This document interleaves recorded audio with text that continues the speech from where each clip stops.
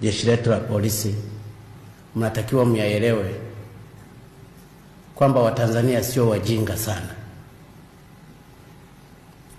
Wanafahamu na wanajua kuanalyze mambo. Niwatolee mfano tu. Alipotekwa huyo Mohamed,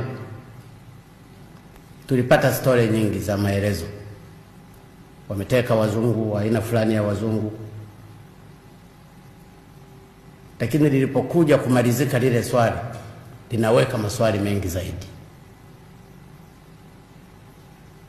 Kwamba huyu aliyetekwa amekutwa Gymkhana usiku. Watu wanajiuliza aliendaje pale?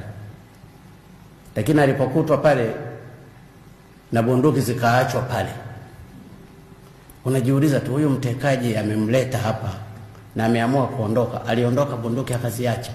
Je, angekutana na watu wanaomtafuta njiani polisi? Wakajaribu kulichoma gari.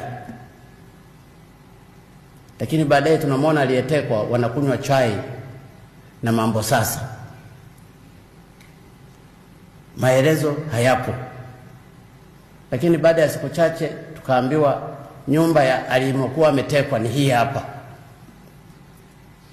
na aliyekuwa anawabeba wale watekaji ni huyu hapa. Watanzania tukakaa tunasubiri huyo sasa atakuwa ndio root cause wa kupelekwa mahakamani na kusikia kitakachotokea. Baadaye kimya.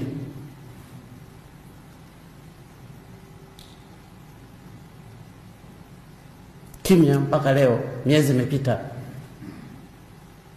Sasa ile inatoa maswali mengi ambayo hayana majibu.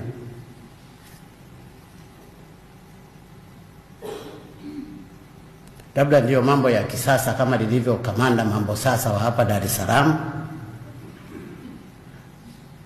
Kwa sababu Watanzania walitegemea baada ya kushikwa yule aliyekuwa na wafeli wale, kesho yake wangemwona yuko mahakamani na angeweza akawataja.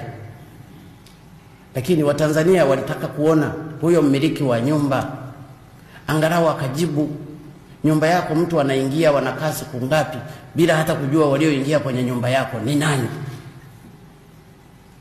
Hakuna majibu.